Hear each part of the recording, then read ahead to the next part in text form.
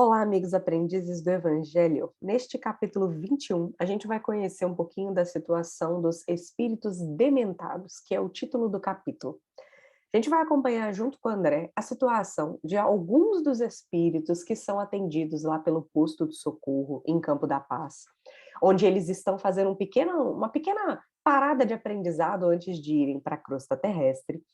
E o André já começa notando, lembrando que no capítulo anterior, né, a gente conheceu um pouquinho sobre a proteção que está em torno lá do posto de socorro, que parece um castelo, e eles estão se dirigindo ao local do auxílio, efetivamente. E aí o André nota a quantidade de servidores envolvidos na assistência dos mais diversos tipos de espíritos. Aqui ele começa a ver a movimentação de grandes galões de água, vasos com uma substância, com uma espécie de substância medicamentosa, caldeirões de sopa, isso tudo como se fosse um trabalho aqui da Terra, né? Onde as pessoas se movimentam, por exemplo, para atender aos moradores de rua. Só que nesse caso aqui, estamos falando de espíritos desencarnados e mesmo assim é como se a gente estivesse vendo uma assistência material conhecida por nós aqui na Terra.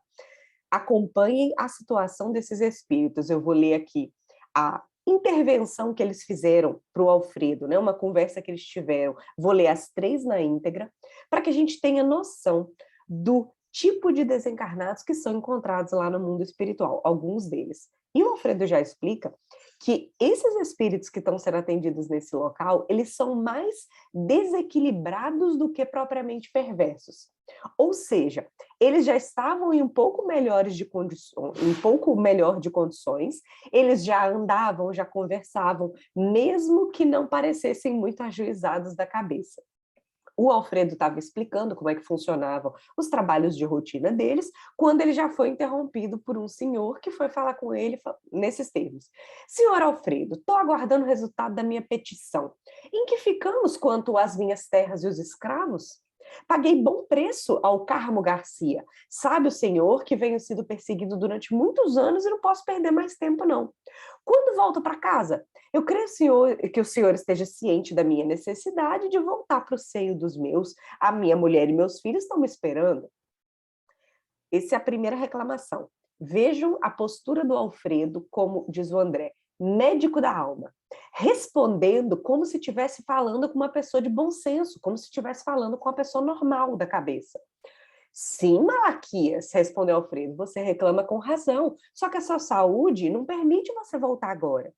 Você sabe que a sua esposa, Dona Sinhá, pediu que você fosse aqui tratado convenientemente. Creio que ela deva estar muito tranquila com relação a você. Suas ideias, porém, meu amigo, olha ele aproveitando para doutrinar, não estão bem coordenadas. Temos alguma coisa mais a fazer. Por que você está tão preocupado com o escravo, com as terras? Primeiramente, a saúde, Malaquias. Não esqueça a saúde. Ah, mas continuou reclamando. Meus filhos, eles não se movem sem mim, são muito preguiçosos, e aí eles precisam da minha presença para eles se movimentarem. Mais um pouquinho de doutrinação, Alfredo fala para eles. Só que de onde vêm os seus filhos? Antes de chegar nos seus braços paternos. Não vem de Deus? Então, tem hora que a gente precisa devolver para Deus o que a ele pertence. Além do mais, seus filhos são responsáveis já. Se eles forem ociosos, eles vão responder pela situação que eles criarem em torno de si mesmos. Para você, nesse momento, é descansar, aclarar as ideias e sossegar o coração. Antes que ele pudesse reclamar mais um pouquinho, já veio outra pessoa reclamando. E a solução do meu processo, senhor Alfredo?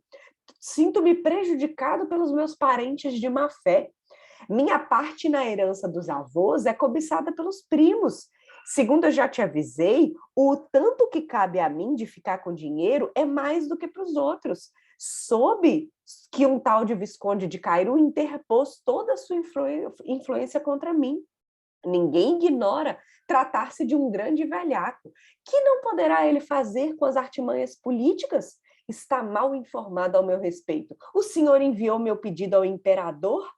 E o Alfredo com cara de quem estava sendo sério e falando com uma pessoa consciente. Já expedi a mensagem. O imperador certamente levará em conta a solicitação. E quando o outro reclamou da demora, o Alfredo deu o pitaco para doutrinar. Aristarco, mas que valem os patrimônios terrestres diante dos patrimônios imperecíveis? Não pense no que tem perdido.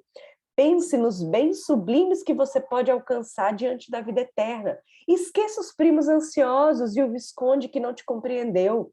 Terão eles de deixar tanto quanto possuem no campo transitório, a fim de prestarem contas à divindade. Nunca pensou nisso? E o cara? Satisfeito, é verdade. Os tratantes morrerão. Vocês estão entendendo que essas pessoas não fazem ideia do que está acontecendo, estão extremamente apegadas às situações materiais? Último relato, veio uma mulher dessa vez reclamando. Senhor Alfredo, eu peço que você não me retenha aqui. Meu marido é nosso próprio adversário. Prometeu perseguir as filhas logo que eu me ausentasse de casa. Aqui permanecendo, eu estou certa de que ele vai acabar com os nossos bens, vai nos desmoralizar, e eu preciso que você autorize meu regresso. Meu coração diz que as minhas filhinhas estão desesperadas. Convenço-me cada vez mais de que minha moléstia teve origem nesse estado de coisas. Então, parece uma senhora preocupada com a segurança das filhas diante de um marido perverso que ameaça a segurança delas. Isso é o que dá a entender, mas a gente sabe que nada acontece por acaso, inclusive as mãezinhas de coração apertado que desencarna, a gente sabe, né? Precisa deixar o curso das coisas seguir e precisam principalmente se melhorar do outro lado para poder ajudar eficientemente aqui. Mas vamos ver se esse é o caso dessa mulher.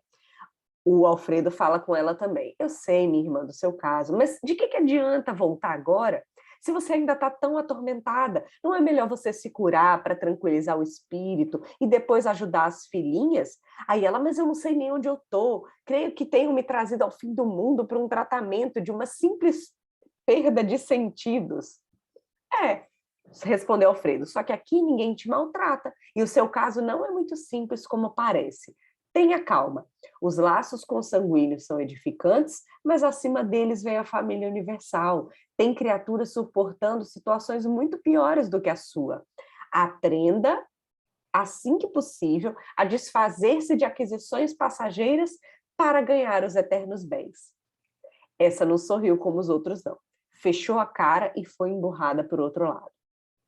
Vieram outros enfermos com outras reclamações e o Alfredo, pessoal, não posso atender vocês no momento, mas depois de amanhã todos serão recebidos para as explicações. E voltando-se para o André e para o Vicente, explicou finalmente essa situação que deixou o André boquiaberto.